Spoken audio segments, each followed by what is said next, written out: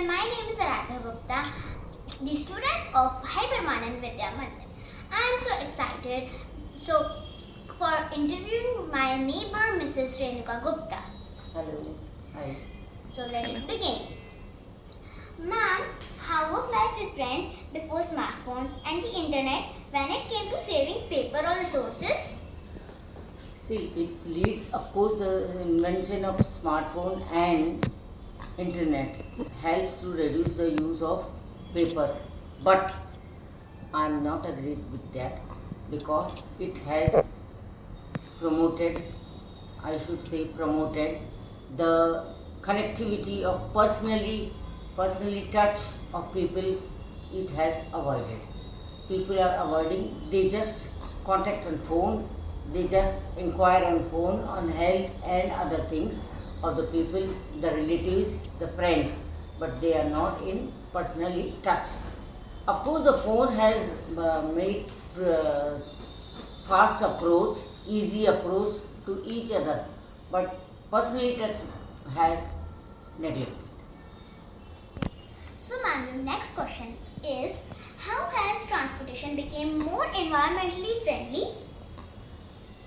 More environmentally, I shouldn't say, because it has increased the pollution level of our rural areas, urban areas, and of course the metropolitan cities. Transportation earlier, they used to use the horse cart, bull cart, other things, but of course that was slow. Nowadays, like metro train, fast trains has increased the connectivity fast. But unless and until the personal uses of cars by petrol and diesel is curbed or limitization should be there. It should be limited. For example, people in a family, are 5 members or 4 members. Everybody owns the car. It is due to easily financed by banks. That has to be curbed because easily availability of the cars is promoting people to purchase new cars and own individually the cars, which affects the level of pollution. And carpooling has to be encouraged, which then it could be eco-friendly and environment friendly. Okay. So ma'am, here is your next question. Do you remember a time when people reuse things more instead of throwing them away? Yes, I do remember.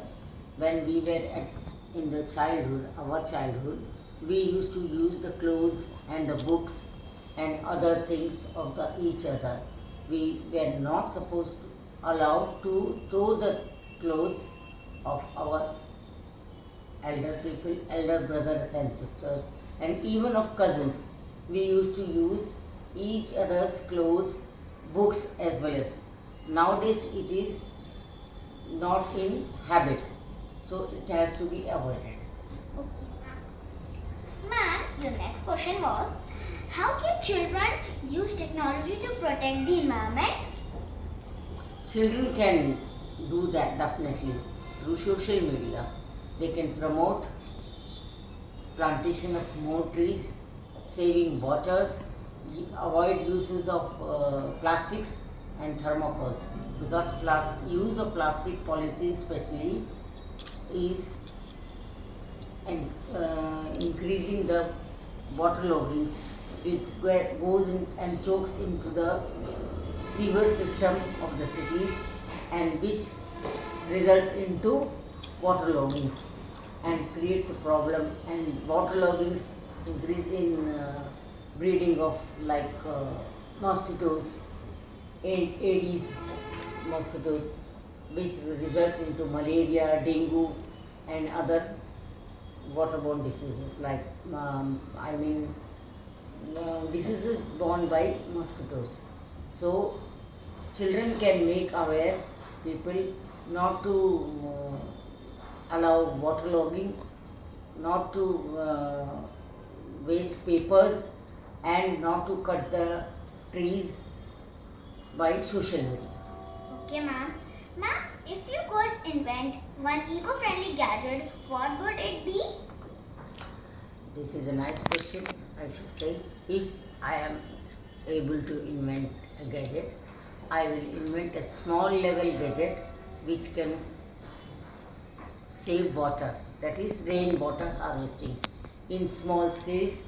Like in our small people have living in small areas and having small courtyards and galleries, such gadget has to be invented that rainwater could be saved there and it could be reused, But why?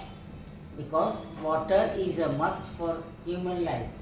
And only the thing is, of course government is doing on their level, but each and every people also, as the population is growing, water is very much needed for agriculture, for living human being, for animals, as well as for other water like power generating, thermo power generating.